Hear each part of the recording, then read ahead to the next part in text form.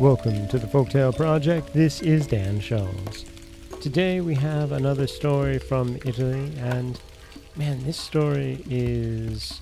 if you thought that Monday's tale of the King of Love was riffing on some very familiar stories, Zelinda and the Monster is a tale that is going to appear very, very, very familiar to almost everyone.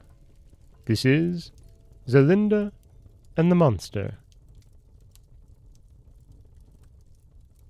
There was once a poor man who had 3 daughters, and as the youngest was the fairest and most civil and had the best disposition, her other 2 sisters envied her with a deadly envy, although her father, on the contrary, loved her dearly.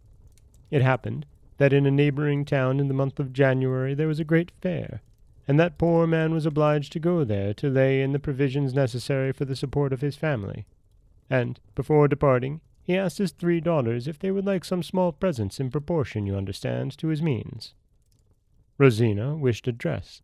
Marietta asked him for a shawl, but Zelinda was satisfied with a handsome rose. The poor man set out on his journey early the next day, and when he arrived at the fair, quickly bought what he needed, and afterward easily found Rosinda's dress and Marietta's shawl. But at that season he could not find a rose for his Zelinda, although he took great pains in looking everywhere for one. However, anxious to please his dear Zelinda, he took the first road he came to, and after journeying a while arrived at a handsome garden enclosed by high walls. But as the gate was partly open, he entered softly. He found the garden filled with every kind of flower and plant, and in a corner was a tall rose-bush full of beautiful rosebuds. Whenever he looked, no living soul appeared, from whom he might ask a rose as a gift or for money. So the poor man, without thinking, stretched out his hand and picked a rose for his Zelinda. Mercy! Scarcely had he pulled the flower from the stalk when there was a great noise, and flames darted from the earth, and all at once there appeared a terrible monster, with the figure of a dragon, and hissed with all his might, and cried out, enraged at that poor Christian, "Rash man, what have you done? Now you must die at once, for you have had the audacity to touch and destroy my rosebush." The poor man, more half dead with terror, began to weep and beg for mercy on his knees, asking pardon for the fault he had committed, and told why he had picked the rose. And then he added, "Let me depart. I have a family, and if I am killed, they will go to destruction." But the monster, more wicked than ever, responded, "Listen, one must die. Either bring me the girl that asked for the rose, or I will kill you this very moment." It was impossible to move him by prayers or lamentations. The monster persisted in his decision and did not let the poor man go until he had sworn to bring him there in the garden his daughter Zelinda. Imagine how downhearted that poor man returned home. He gave his oldest daughters their presents and Zelinda her rose, but his face was distorted and as white as though he had arisen from the dead, so that the girls, in terror, asked him what had happened and whether he had met any misfortune. They were urgent, and at last the poor man, weeping bitterly, related the misfortunes of that unhappy journey, and on what condition he had been able to finally return home. "In short," he exclaimed, "either Zelinda or I must be eaten alive by the monster." Then the 2 sisters emptied the vials of their wrath on Zelinda.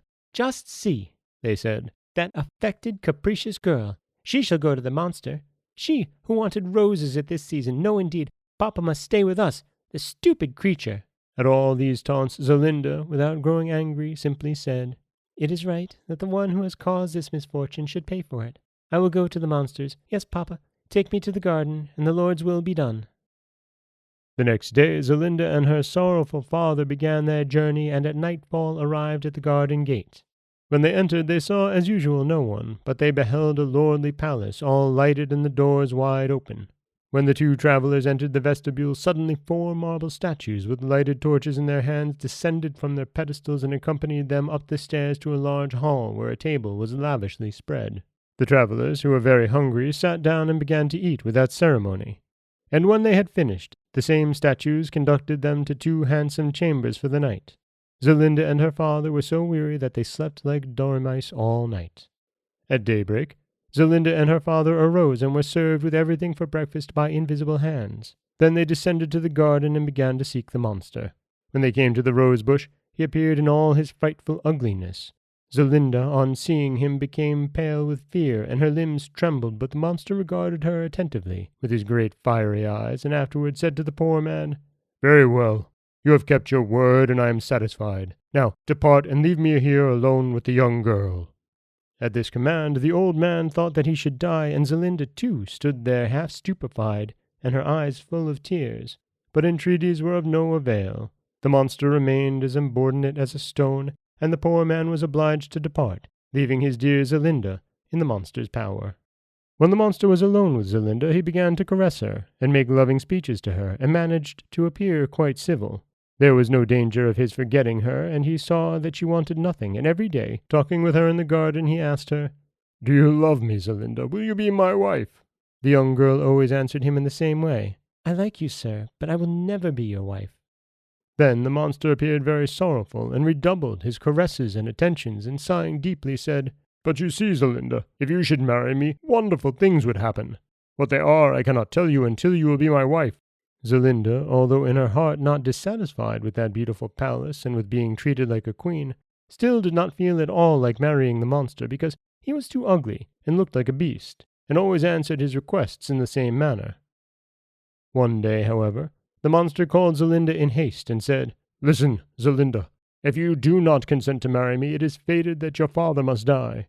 He is ill and near the end of his life, and you will not be able to even see him again. See whether I am telling the truth." And, drawing out an enchanted mirror, the monster showed Zelinda her father on his deathbed. At that spectacle, Zelinda, in despair and half mad with grief, cried, "Oh, save my father, for mercy's sake. Let me be able to embrace him once more before he dies. Yes, I promise you I will be your faithful and constant wife, and that without delay, but save my father from death." Scarcely had Zelinda uttered these words when suddenly the monster was transformed into a very handsome youth. Zelinda was astounded by the unexpected change, and the young man took her by the hand and said, "Know, dear Zelinda, that I am the son of the King of the Oranges. An old witch touching me changed me into a terrible monster I was, and condemned me to be hidden in this rose bush until a beautiful girl consented to become my wife." And that is Zelinda and the Monster, one of the most interesting versions of Beauty and the Beast that I have ever heard. I mean, I don't love how he's tricking her at the end. I kinda prefer the everybody falls in love version, but this is a bit more realistic, isn't it? Unfortunately. This is Dan Scholes for the Folktale Project. Don't forget that you can subscribe to the podcast on Apple Podcasts, Stitcher, Google Play, Overcast, anywhere you like to get your podcasts. You can follow us on Twitter at Folktale Project. You can find us on Auto Radio, TuneIn Radio, iHeartRadio, Spotify, anywhere you like to listen.